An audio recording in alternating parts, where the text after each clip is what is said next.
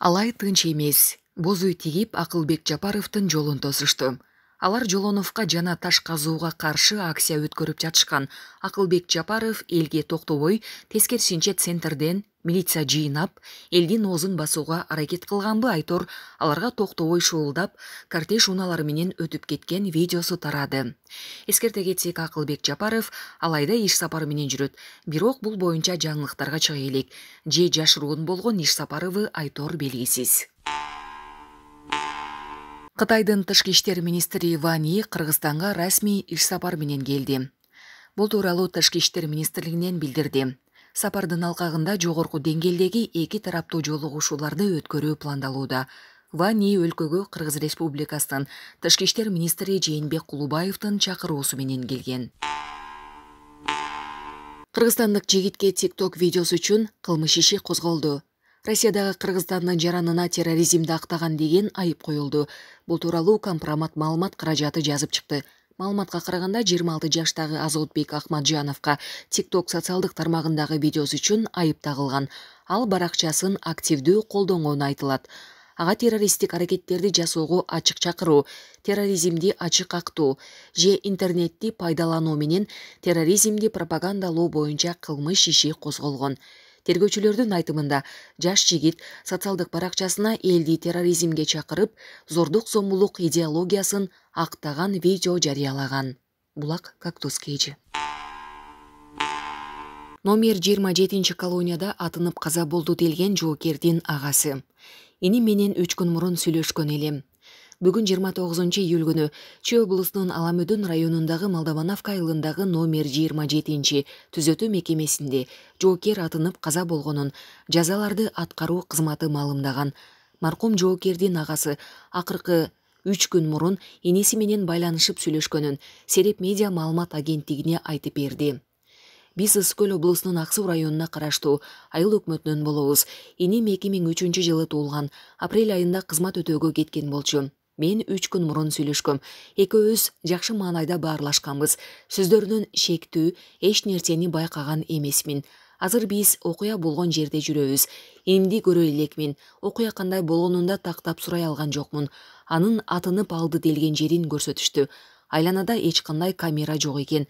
Бир аздан кийин номер 4 Бишкек шаардык клиникалык ооруканага экспертизага барганбыз. Ал жактан сөөктү алып, кечке жуук Ысык-Көлгө алып кетебиз дейт агасы.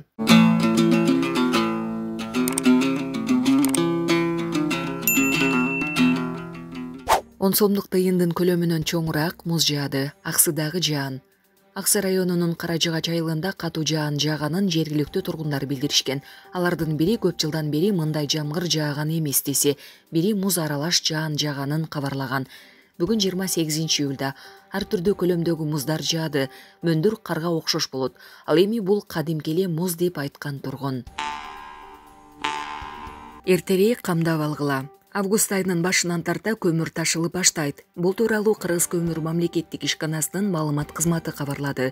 Билдирмеге караганда учурда Кара Кече кенинде 150 000 тонна көмүр казылып даяр турат. Кыргызстандыктар көмүрдү азыртадан сатып алып, кышка даярды көрүшү керек. Августтун башында көмүр ташыган жеке тараптар айдоочулар өлкөнүн түндүк регионуна көмүр жеткирүүнү баштайт. Ал калкка, Бишкек шаардык жепке берилет. Мекендештер көмүрдү кампалардан сатып алса болот деп айтылат маалыматта. Ошондой эле мекеме Кара Кечеден чыккан көмүрдүн 1 тоннасынын баасы 1450 сомду түзөрү белгиленди.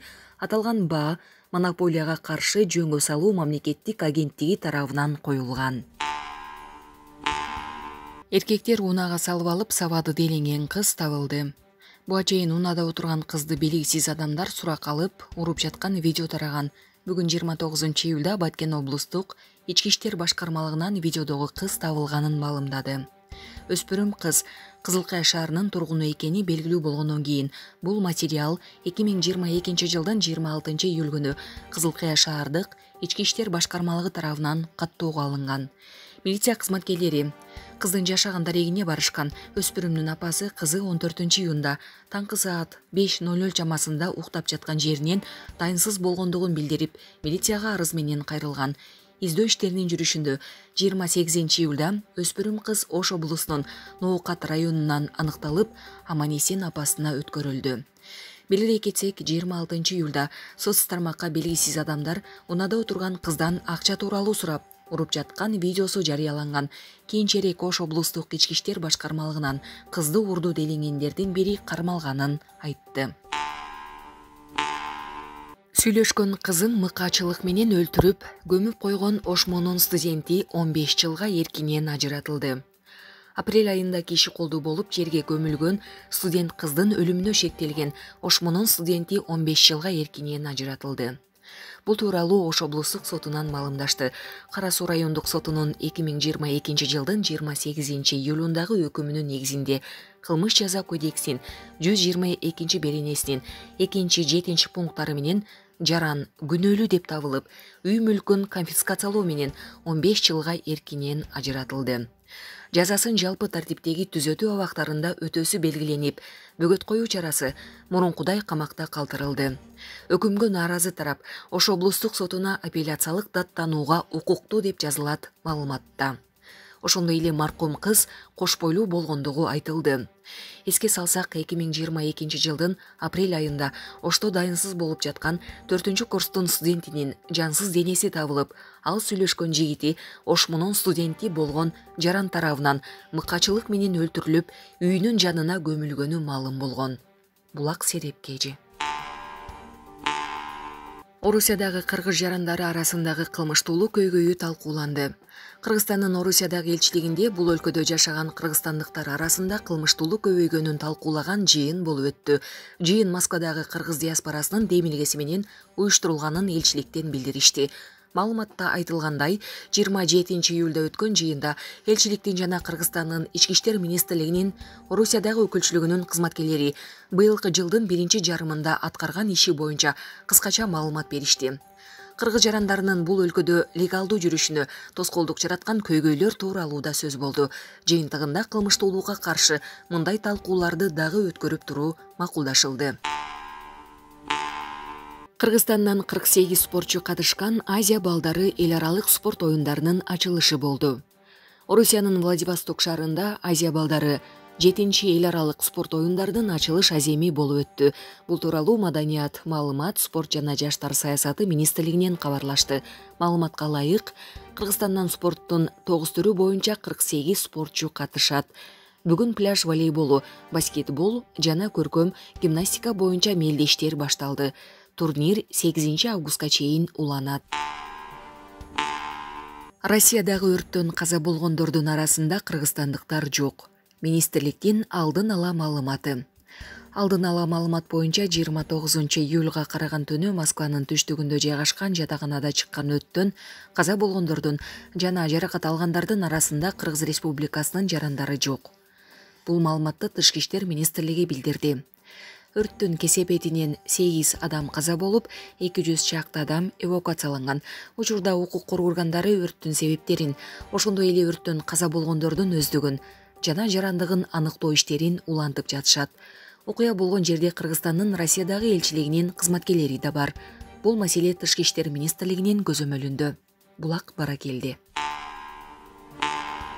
Бишкекте башаламан соода сатык кылгандарга карата рейд өткөрүлүп, 144 000 сом айып салынды.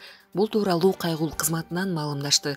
Милициянын кайгул кызматынын жол көзөмөлдөө бөлүмү 2 күндүк рейдтин алкагында жол жээктерде күйүүчү май, жердем иштерди мыйзамсыз саткандарды, ордунан жылуучу дөңгөлөктүү дүкөндөрдү, балмуздак, суусундуктарды саткандарды текшерип, 48 мыйзам бузууну аныктаган.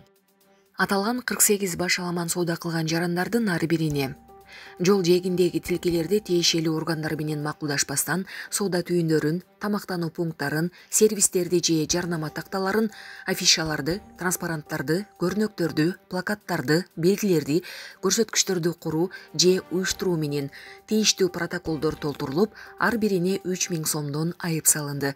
Айыптын жалпы суммасы 144 000 сом болду деп билдирет басма сөз кызматы.